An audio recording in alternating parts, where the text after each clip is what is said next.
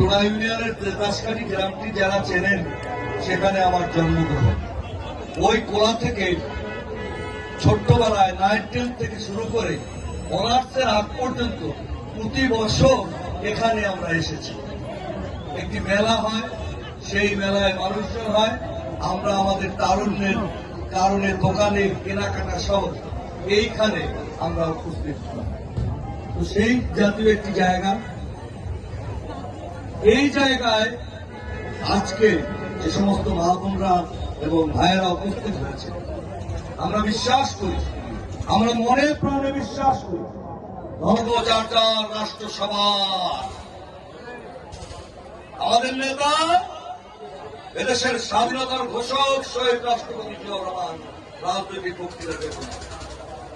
তিনি মুক্তিযুদ্ধ সূচনা এবং নিজে মুক্তিযুদ্ধ করেছেন জীবন বাজি। যারা 17 বছর মুক্তিযুদ্ধের রিলিজ নিয়েছিলেন, তাদের অনেকেই থিয়েটার রোডে গিয়ে আমোদ ফুর্তি করেছে 1971 সালে। আর এই কদমতলা অঞ্চলের মানুষ শরণার্থী হয়েছে, হামলা হয়েছে, এবং এই অঞ্চলে বিশাল একটি মুক্তিযুদ্ধের ঘাঁটি উঠে।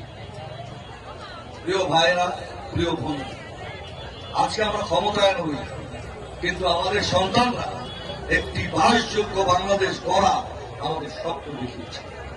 তারা রক্ত দিয়েছে। আবু সাইদ, দীপ্ত দাস হাত ধরে দাঁড়িয়ে বলেছে, এই বাংলা থেকে সকল অপকর্ম দূর হতে হবে।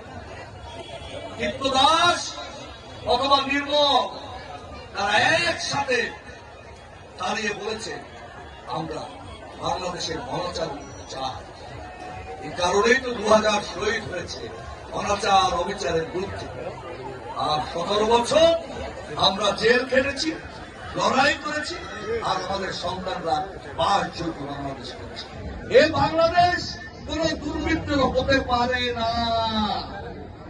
হিন্দু হোক, মুসলমান হোক, সকল নাগরিক নিরাপদ থাকবে। 6 তারিখ থেকে আমরা বলেছি, এবং সর্বোচ্চ দেশপ্রেমিক সেনাবাহিনীর সঙ্গে আমরা বলেছি, যে